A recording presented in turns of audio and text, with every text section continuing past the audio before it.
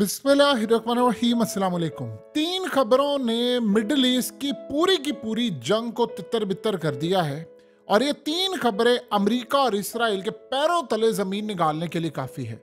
सबसे पहले जो पुतिन ने ऐलान किया है कि यमन अब हमारा इत्तहादी होगा मुस्तकबिल का। अब जो हथियार जाएंगे यमन को, जो वो हशर इसराइल का करेंगे या अमेरिका का करेंगे, वो आप देखेंगे। और फिर मिडिल ईस्ट की एक कंट्री शुरुआत कर दी है और एक और कंट्रीज उसमें कूदी है। यानी अब मुख्तलिफ कंट्रीज से अमेरिका को कहा है कि आप अपने जेट्स उठाएं, यहाँ से मिसाइल सिस्टम उठाएं, और उन्होंने मूव करने शुरू कर दिए। और सबसे बड़ी बात जो सबसे अहम है, अमेरिका अपना पैट्रियट डिफेंस सिस्टम मुकम्मल तौर पर रिप्लेस करने जा रहा है, क्योंकि तमाम कंट्रीज ने उसको कह दिया है कि आपका डिफेंस सिस्टम फेल हो गया है, वो हिफाजत नहीं कर सकता। इसराइल ने भी कह दिया है। अब ये सारी सूरत हाल अमेरिका के पैरों तले जमीन निकालने के लिए काफी। लेकिन सबसे पहले समझ लें कि जो पुतिन काम करने जा रहा है वो सबसे अहम है। असल हुआ ये है कि पुतिन ने फैसला कर लिया। देखिए, इसराइल ने इनको कहा था कि हौसियों के पीछे ईरान और रूस है। फिर उन्होंने कहा नहीं नहीं, हौसियों के पीछे, ईरान के पीछे, हमास के पीछे रूस है और हमें पता है।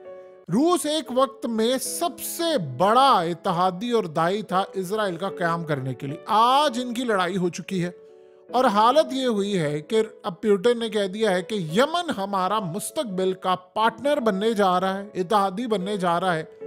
आप अंदाजा करें कि अनकरीब जो सूरत हाल पैदा होगी वो इतनी कमाल हो जाएगी कि इनके पैरों तले जमीन निकलेगी। जब आप इत्तहादी बनेंगे तो सोचे यमन के अंदर जब रूस के अड्डे होंगे देन क्या होगा।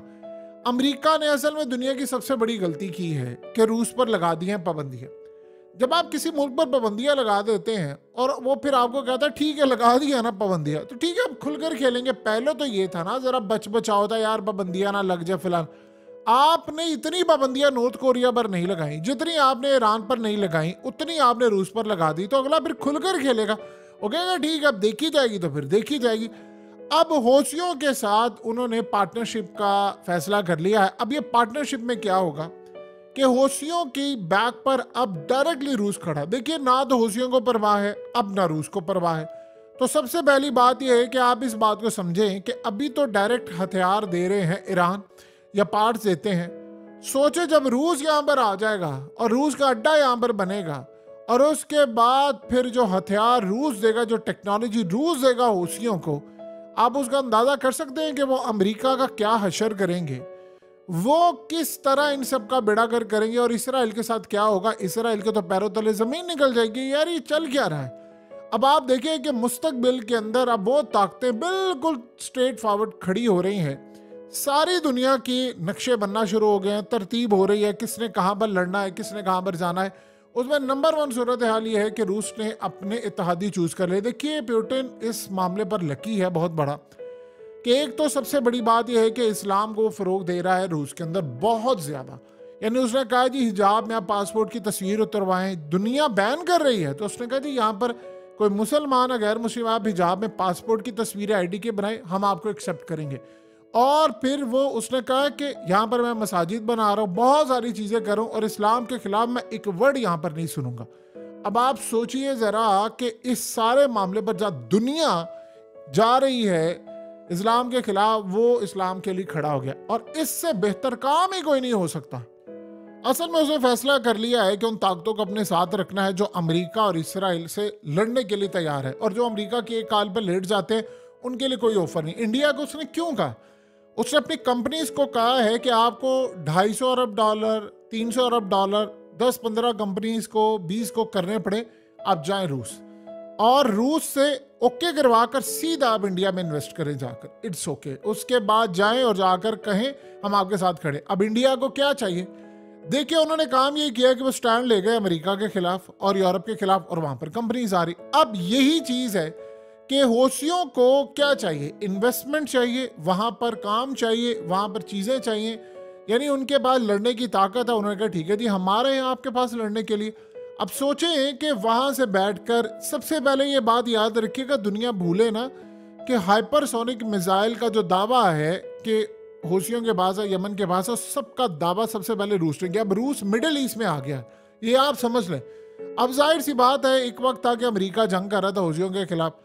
अब जाहिर सी बात है, जब रूस आ गया है तो कोई भी जुर्रत नहीं करेगा कि यार हम जंग करें, तो अमेरिका ना कोई और ये सबसे बड़ा झटका होगा। और इसराइल के लिए तो इतना बड़ा झटका है कि हौसियों को आप अगर ये कह देंगे कि ये बगड़े मिसाइल मार दें, न्यूक्लियर भी मार दें, वो तो मार देंगे इसराइल पर, वो तो परवाह नहीं करेंगे किसी की।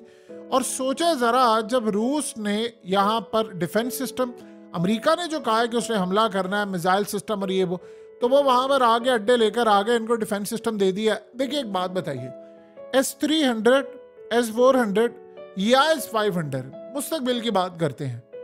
रूस अगर यहां पर लगाएगा तो हौसियों को परवाह है दुनिया की पाबंदियों की? अगर परवाह होती, देखिए कल क्या हुआ है, इंडियन ओशन में जाकर उन्होंने फड़काए हैं जहाज, और वहां के जो ताजिर हैं उन्होंने अपनी सरकार को कहा है कि हमारे लिए मुसीबत बढ़ गई है, अब हम माल यहाँ से निकालते। पहले तो था कि रेड सी से जाना, यहाँ से माल निकालते और वहां से वो चले जाते। ये सबसे बड़ा जो झटका है वो इस वक्त लगने जा रहा है अमेरिका को, इसराइल को, और इसराइल के पैरों तले जमीन निकल रही है कि ये इतनी बड़ी ताकत उसके खिलाफ है, तो लिहाजा मेरा क्या बनेगा। एक सूरत हाल ईरान के लिए तो लॉटरी निकलेगी। लेकिन सबसे बड़ी डेवलपमेंट ये है इसके बाद कि इसराइल ने इस वक्त फैसला ये किया है कि अमेरिका का जो पैट्रियट डिफेंस सिस्टम है वो 2 मंथ्स के अंदर अंदर उसको पूरी तरह रिप्लेस कर रहा है। और उसके अलावा बहुत सारी कंट्रीज ने अमेरिका को कह दिया है कि हमें आपका पैट्रियट डिफेंस सिस्टम नहीं चाहिए, ये वीक है, ये मिसाइल नहीं रोक सकता। असल कहानी ये हुई है जो सबसे अहम है, इसराइल ने इस खबर को ब्रेक कर दिया अपने आर्मी के रेडियो से। उन्होंने कहा जी अमेरिका का जो मिसाइल सिस्टम है वो सिर्फ 25% मिसाइल रोक सका है, 25% रोक सका है, यानी 100 अगर मिसाइल ड्रोन्स आए हैं तो सिर्फ 25 रोके हैं। सो हमें तो चाहिए ही नहीं ऐसी सूरत हाल, से बेहतर तो हमारा आयरन डोम है।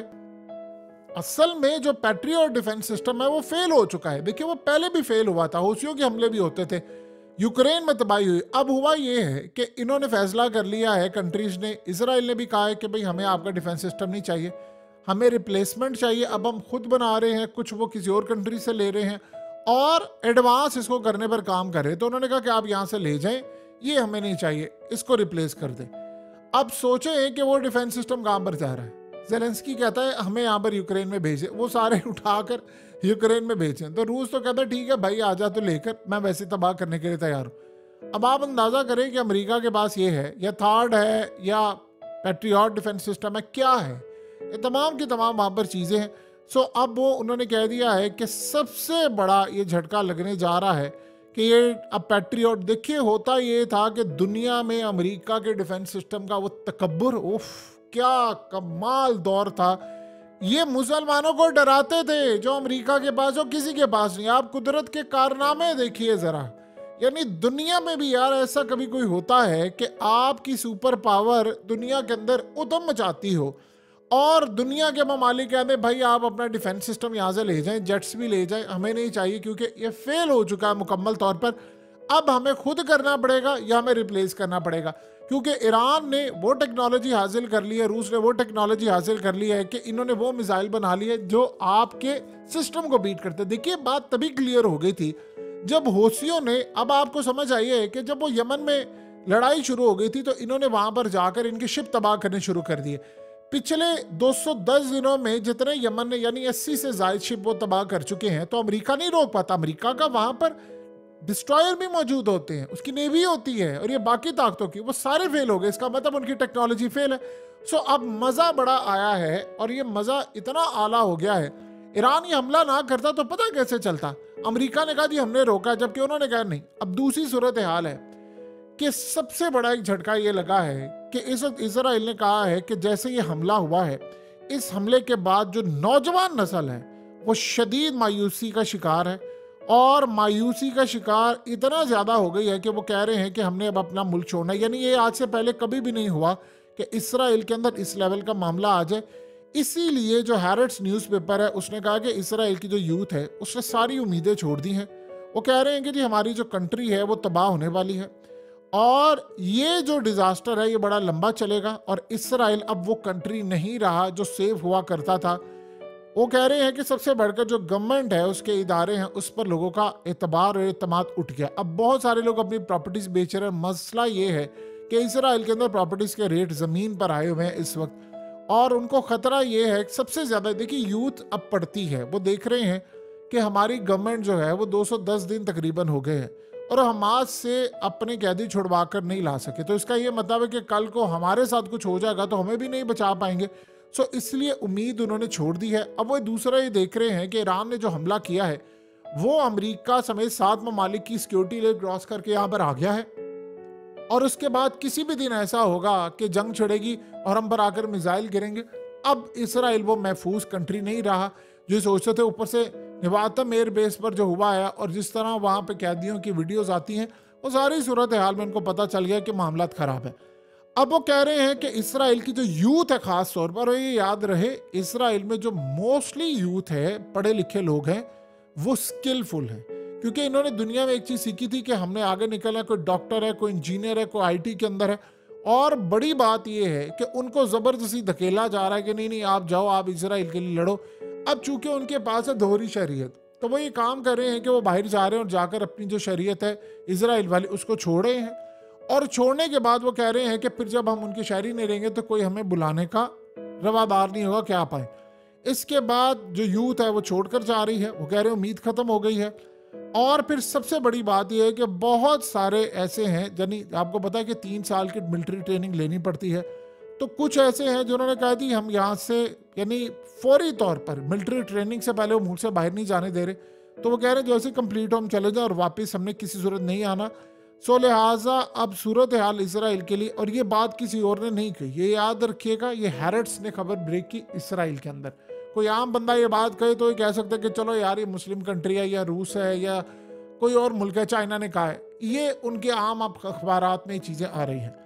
और इसके अलावा जो सबसे बड़ा झटका है, सबसे बड़ा झटका आज के दौर का है, वो ये हुआ है कि मिडिल ईस्ट के अंदर 2 कंट्रीज ने कहा है अमेरिका को आप अपने एयरक्राफ्ट उठाएं, जेट्स उठाएं और अपने पैट्रियट उठाएं और यहां से मूव कर दें।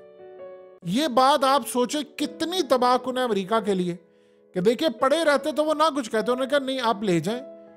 अब हौसियों पर टारगेट करना था तो हमें अब जरूरत नहीं है आपकी, आप यहां से उठाएं और ले जाएं। और वो इस वक्त दूसरी कंट्रीज में ये तमाम चीजें शिफ्ट कर रहे हैं। अब वो शिफ्ट क्यों कर रहे हैं, जो सबसे बड़ा मसला है, देखिए सुलह हो गई है ईरान से, सुलह हो गई है हौसियों से, उनकी कोई लड़ाई नहीं है। उनको ये है कि कई अमेरिका जब लड़ाई छिड़ जाए हमें बताए बगैर फौजी अड्डा इस्तेमाल कर ले तो हमारी तो लड़ाई छिड़ जाएगी। क्योंकि देखिए अब हौसियों की ताकत आसमान पर है, रूस उनके साथ खड़ा हो गया, ईरान उनके साथ है। और जो कंट्रीज हैं मिडिल ईस्ट की, कोई भी अपने घर में लड़ाई नहीं चाहता। जाहिर सी बात है, देखिए मिडिल ईस्ट का एक बड़ा मयार है, ये आप जो मर्जी कहें, कतर का मयार आपने देखा नहीं है, आपने देखा नहीं है सऊदी अरब का, दुबई का, ओमान का, तमाम का, ये कंट्रीज क्या है, इनमें अमन आपने देखा है। यूरोप में इतना अमन नहीं है, यहाँ पर है। ये कतर में जो वर्ल्ड कप हुआ था वो आज तक नहीं भूले। चीयर लीडर्स जो थी वो कहती हैं कि काश सारे वर्ल्ड कप मिडिल ईस्ट में हो। आप देखिएगा, अल्लाह करे कि सऊदी अरब में एक वर्ल्ड कप हो जाए 2030 का, वो इस वक्त लगे हुए हैं कोशिश करने के किसी तरह ये हो, या उसके बाद आप देखिएगा इसी तरह अमन के साथ होगा। क्रिकेट वर्ल्ड कप होता है, आप देखिए मिडिल ईस्ट की कंट्रीज में होता है, कभी कोई इवेंट हुआ वो वहां पर उन्होंने अमन कायम किया। तो इतनी मेहनत से अमन कायम किया भाई, वो अमेरिका के पीछे लगकर अपना अमन तबाह कर दे?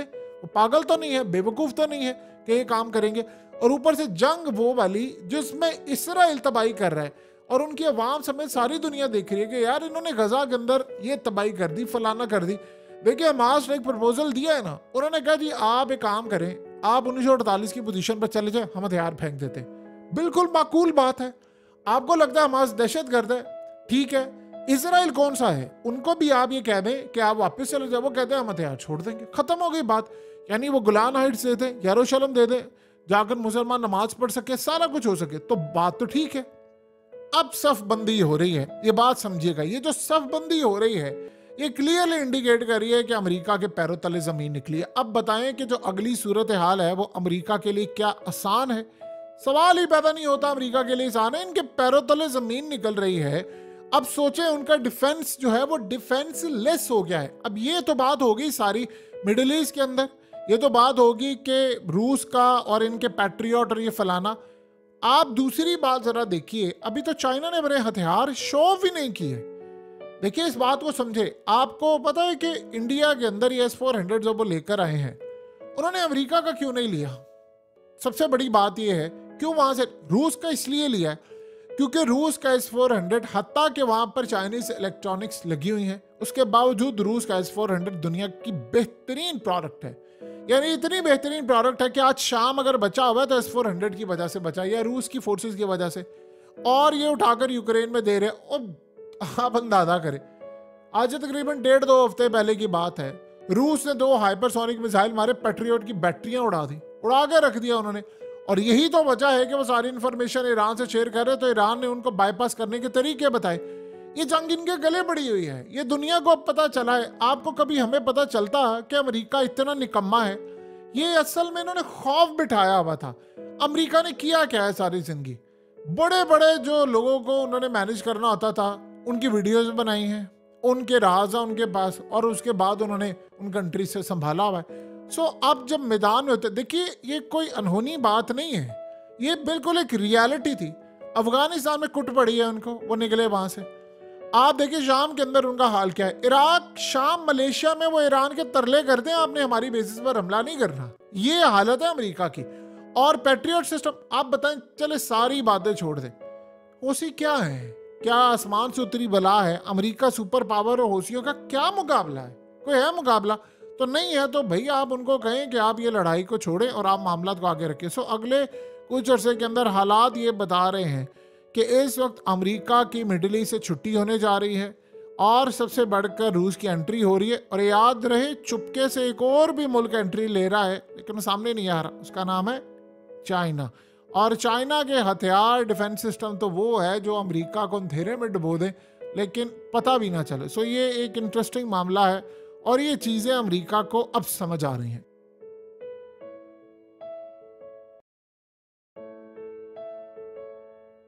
हकीकत टीवी को सब्सक्राइब करना मत भूलें, वीडियो को लाइक करें, शेयर करें और कमेंट सेक्शन में अपनी राय का इजहार जरूर करें।